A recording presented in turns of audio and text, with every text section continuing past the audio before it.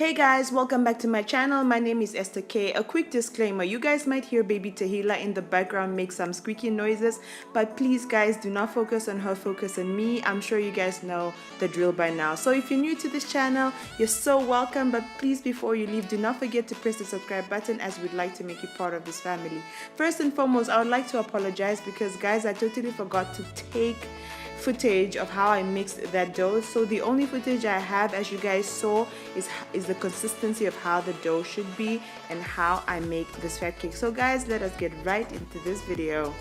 So for dinner, we will be having some fat cake and Boerewors sauce. Guys, I'm so sorry, but I won't be able to explain step by step on how I make the fat cake or the Boerewors sauce, but don't worry, I got you.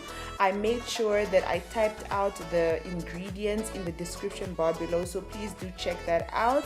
So guys, this is actually one of my lazy dishes whenever I am too tired to think out of the box on what to make for dinner, but yet it's also my favorite. So enjoy and let's get cooking.